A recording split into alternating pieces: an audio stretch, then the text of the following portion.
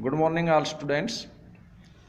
आज हम कक्षा 8 का हिस्ट्री बुक का चैप्टर नंबर 2 पढ़ेंगे और इस चैप्टर में हम जानेंगे कि व्यापार से साम्राज्य तक कंपनी की सत्ता स्थापित कैसे होती है, कैसे अंग्रेज व्यापार करने के लिए भारत में आए थे और उन्होंने अपनी शक्ति को इस कदर इतना बढ़ा लिया था कि उन्होंने हम पर ही शासन करना शुरू कर दिया था। और इस चैप्टर में पढ़ेंगे कि प्लासी का युद्ध भी किस तरह से हुआ था और डलहौजी की वह विलय नीति जिसमें राज्यों को किस तरह से उन्होंने अपने शासन के अंदर हड़प लिया जाता था, और टीपू सुल्तान के बारे में बताएंगे कि उनका हमारे इतिहास में क्या योगदान रहा है। आइए हम पढ़ते हैं। व्यापार से साम्राज्य तक कंपनी की सत्ता स्थापित होती है किस तरह से। तो चलिए शुरू करते हैं। मुग़ल बादशाहों में औरंगजेब आखिरी शक्तिशाली बादशाह थे। उन्होंने वर्तमान भारत के एक बहुत बड़े हिस्से पर नियंत्रण स्थापित कर लिया था। 1707 में उनकी मृत्यु के बाद 1707 में इनकी औरंगजेब की मृत्यु हुई थी अहमदनगर में, ठीक है, ये आप याद रखिए। तो 1707 में उनकी मृत्यु के बाद बहुत सारे मुग़ल सूबेदार और बड़े बड़े जमींदार अपनी ताकत दिखाने लगे थे। तो औरंगजेब की जब मृत्यु हो गई तो उतनी ताकत रही नहीं, मतलब मुग़ल बादशाहों में। तो ये सूबेदार और जमींदार ये सब अपनी ताकत दिखाने लगे थे। उन्होंने अपनी क्षेत्रीय रियासतें कायम कर ली थीं। किन्होंने? सूबेदारों और जमींदारों ने। जैसे जैसे विभिन्न भागों में ताकतवर क्षेत्रीय रियासतें सामने आने लगीं, दिल्ली अधिक दिनों तक प्रभावी केंद्र के रूप में नहीं रह सकी। 18वीं सदी के उत्तरार्ध तक राजनीतिक क्षितिज पर अंग्रेज़ों के रूप में एक नई ताकत उभरने लगी थी। क्या आप जानते हैं कि अंग्रेज पहल एक छोटी सी व्यापारिक कंपनी के रूप में भारत आए थे और यहाँ के इलाकों पर कब्जे में उनकी ज़्यादा दिलचस्पी नहीं थी। तो शुरुआत में तो वे व्यापार करने के लिए ही आए थे। तो फिर ऐसा कैसे हुआ कि एक दिन वे इस विशाल साम्राज्य के स्वामी बन बैठे? इस अध्याय में आप देखेंगे कि यह कैसे हुआ। यहाँ पर एक चित्र दिया गया है। कैप्टन हडसन द्वारा बहादुर शाह जफ़र और उनके बेटों की गिरफ्तारी। औरंगजेब के बाद कोई मुग़ल बादशाह इतना ताकतवर तो नहीं हुआ था, लेकिन एक प्रतीक के रूप में मुग़ल बादशाहों का महत्व बना हुआ था। जब 1857 में ब्रिटिश शासन के विरुद्ध भारी विद्रोह शुरू हो गया तो विद्रोहियों ने मुग़ल बादशाह बहादुर शाह जफ़र को ही अपना नेता मान लिया था। जब विद्रोह कुचल दिया गया तो कंपनी ने बहादुर शाह जफ़र को देश छोड़ने के लिए मजबूर कर दिया और उनके बेटों को जफ़र के सामने ही मार डाला था। तो ये कहानी तो आपको पता होगी कि 1857 की जब क्रांति हुई थी तो जो विद्रोही लोग थे उन्होंने बहादुर शाह जफ़र यानी मुग़ल बादशाह थे उस समय, उनको अपना नेता मान लिया था। और जब विद्रोह शांत हुआ तो अंग्रेज़ों ने बहादुर शाह जफ़र को गिरफ्तार कर लिया, रंगून भेज दिया था और उनके बेटों को तो उनके सामने ही मार डाला था। पूर्व में ईस्ट इंडिया कंपनी का आना, ये बहुत इंपॉर्टेंट है, इसको ध्यान से समझिए। यहाँ पर एक चित्र दिया गया है बहुत अच्छा सा कि जो यूरोप से जो आते थे यात्री, ये अफ्रीका का चक्कर लगाकर तब भारत पहुँचते थे। भारत या पूर्व के देशों में, यहाँ पर आप देख रहे हो ये इनकी यात्राएं बनी हुई हैं।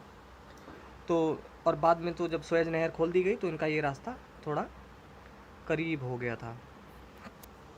ओके, 18वीं सदी में भारत आने जाने वाले रास्ते। तो पूर्व में ईस्ट इंडिया कंपनी का आना। सन 1600 में ईस्ट इंडिया कंपनी ने इंग्लैंड की महारानी एलिजाबेथ प्रथम से चार्टर अर्थात इजाज़तनामा हासिल कर लिया, जिससे कंपनी को पूर्व से व्यापार करने का एकाधिकार मिल गया। तो एकाधिकार मिल गया मतलब, इसका मतलब ये था कि इस चार्टर का मतलब ये था कि जो ईस्ट इंडिया कंपनी है, पूर्व के देशों में ईस्ट इंडिया कंपनी से ब्रिटेन की कोई कंपनी जो है प्रतिस्पर्धा नहीं करेगी। इस चार्टर का मतलब ये था कि कोई ब्रिटेन की कंपनी जो है इस कंपनी के साथ पूर्व के देशों में प्रतिस्पर्धा यानी कंपटीशन नहीं करेगी। इसीलिए यहाँ पर एकाधिकार लिखा हुआ है। इस इजाज़तनामा का मतलब था कि इंग्लैंड की कोई और व्यापारी कंपनी इस इलाके में ईस्ट इंडिया कंपनी से होड़ नहीं कर सकती थी। इस चार्टर के सहारे कंपनी समुद्र पार जाकर नए इलाकों को खंगाल सकती थी, वहाँ से सस्ती कीमत पर चीज़ें खरीदकर उन्हें यूरोप में ऊंची कीमत पर बेच सकती थी। कंपनी को दूसरी अंग्रेज व्यापारिक कंपनियों से प्रतिस्पर्धा का कोई भय नहीं था। उस जमाने में वाणिज्यिक कंपनियां मोटे तौर पर प्रतिस्पर्धा से बचकर ही मुनाफा कमा सकती थीं। अगर कोई प्रतिस्पर्धी न हो तभी वे सस्ती चीज़ें खरीदकर उन्हें ज़्यादा कीमत पर बेच सकती थीं। यहाँ पर वाणिज्यिक का मतलब लिखा हुआ है, चूँकि ये कक्षा 8 की एनसीईआरटी है, तो चूँकि बच्चों के लिए लिखी गई कक्षा 8 के, इसलिए यहाँ पर जो कुछ शब्द हैं जिनके मतलब भी बताए गए हैं, तो हम उनको भी देखते रहेंगे, अगर किसी को समझना है तो देख सकते हैं। वाणिज्य का मतलब होता है एक ऐसा व्यावसायिक उद्यम जिसमें चीज़ों को सस्ती कीमत पर खरीदकर और ज़्यादा कीमत पर बेचकर, यानी मुख्य रूप से व्यापार के जरिए मुनाफा कमाया जाता है। ओके, लेकिन यह शाही दस्तावेज यानी चार्टर दूसरी यूरोपीय ताकतों को पूरब के बाज़ारों में आने से नहीं रोक सकता था। तो इसका मतलब क्या हुआ कि जो चार्टर था, जो एलिजाबेथ प्रथम ने प्रदान किया था ईस्ट इंडिया कंपनी को, तो उसका मतलब सिर्फ इतना था कि ब्रिटेन की कोई कंपनी यानी इंग्लैंड की कोई कंपनी कंपटीशन नहीं कर सकती, लेकिन यूरोप के दूसरे देशों की कंपनियां तो आ सकती हैं ना, तो वो सब आ गई थी। जब तक इंग्लैंड के जहाज़ अफ्रीका के पश्चिम तट को छूते हुए केप ऑफ गुड होप का चक्कर लगाकर हिंद महासागर पार करते, तब तक पुर्तगालियों ने भारत के पश्चिमी तट पर अपनी उपस्थिति दर्ज करा दी थी। यानी उससे पहले ही पुर्तगाली तो आ ही चुके थे 1498 में, वास्को डी गामा। वे गोवा में अपना ठिकाना बना चुके थे। पुर्तगाल के खोजी यात्री वास्को द गामा ने 1498 में पहली बार भारत तक पहुंचने के इस समुद्री मार्ग का पता लगाया था। 17वीं शताब्दी की शुरुआत तक डच भी हिंद महासागर में व्यापार की संभावनाएं तलाशने लगे थे। कुछ ही समय बाद फ्रांसीसी व्यापारी भी सामने आ गए। समस्या यह थी कि सारी कंपनियां एक जैसी चीज़ें ही खरीदना चाहती थीं। यूरोप के बाज़ारों में भारत के बने बारीक सूती कपड़े और रेशम की ज़बरदस्त मांग थी। इनके अलावा काली मिर्च, लौंग, इलायची और दालचीनी की भी ज़बरदस्त मांग रहती थी, यानी कि मसालों की मांग थी। यूरोपीय कंपनियों के बीच इस बढ़ती प्रतिस्पर्धा से भारतीय बाज़ारों में इन चीज़ों की कीमतें बढ़ने लगीं और उनसे मिलने वाला मुनाफा गिरने लगा। कीमत इसलिए बढ़ने लगी क्योंकि सारी कंपनियों को एक ही चीज़ चाहिए थी। तो हुआ ये कि व्यापारियों ने कीमत बढ़ा दी, तो जो ज़्यादा कीमत देता था बस उसको चीज़ें मिल पाती थी। अब इन व्यापारिक कंपनियों के फलने फूलने का यही एक रास्ता था कि वे अपनी प्रतिस्पर्धी कंपनियों को ख़त्म कर दें। तो दोस्तों, ये जो है इस चीज़ को हमें समझते हुए चलना है आगे कि एक्चुअली में हुआ क्या था। हमको सिर्फ पढ़ना नहीं है, समझते हुए आगे बढ़ना है। लिहाजा बाज़ारों पर कब्जे की इस होड़ ने व्यापारिक कंपनियों के बीच लड़ाइयों की शुरुआत कर दी, यानी कंपनियों के बीच लड़ाई शुरू कर दी। 17वीं और 18वीं सदी में जब भी मौका मिलता, कोई सी एक कंपनी किसी दूसरी कंपनी के जहाज़ डुबो देती, रास्ते में रुकावटें खड़ी कर देती, और तो जो जहाज़ दूसरी कंपनियों के आते थे, जो ताकतवर कंपनियां होती थी, वो समुद्र में जो है दूसरी कंपनियों के जहाज़ों को डुबो देती थी, रास्ते में रुकावटें खड़ी कर देती और माल से लदे जहाज़ों को आगे बढ़ने से रोक देती। यह व्यापार हथियारों की मदद से चल रहा था और व्यापारिक चौकियों को किलेबंदी के जरिए सुरक्षित रखा जाता था। अपनी बस्तियों को किले बंद करने और व्यापार में मुनाफा कमाने की इन कोशिशों के कारण स्थानीय शासकों में भी टकराव होने लगे। इस प्रकार व्यापार और राजनीति को एक दूसरे से अलग रखना कंपनी के लिए मुश्किल होता जा रहा था। आइए देखें कि यह कैसे हुआ। ईस्ट इंडिया कंपनी बंगाल में व्यापार शुरू करती है, तो इसको बहुत ध्यान से समझिए। पहली इंग्लिश फैक्ट्री सन 1651 में हुगली नदी के किनारे शुरू हुई। ठीक है, तो कब शुरू हुई थी? 1651 में हुगली नदी के किनारे। कंपनी के व्यापारी यहीं से अपना काम चलाते थे। इन व्यापारियों को उस ज़माने में फैक्टर कहा जाता था। ठीक है, और जब इन्होंने एक जगह बनाई उसको फैक्ट्री कह दिया गया। तो इन व्यापारियों को क्या कहा जाता था? फैक्टर। इस फैक्ट्री में वेयर हाउस था जहां निर्यात होने वाली चीज़ों को जमा किया जाता था। मतलब निर्यात होने वाली जिन चीज़ों को बाहर भेजा जाता था उनको इकट्ठा किया जाता था। यहीं पर उनके दफ्तर थे जिनमें कंपनी के अफसर बैठते थे।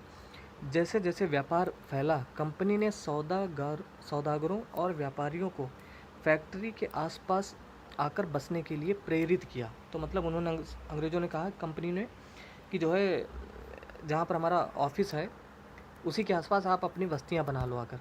तो उन्होंने भी वहीं पर आकर बस्तियाँ बना ली थी। 1696 तक कंपनी ने इस आबादी के चारों तरफ एक किला बनाना शुरू कर दिया।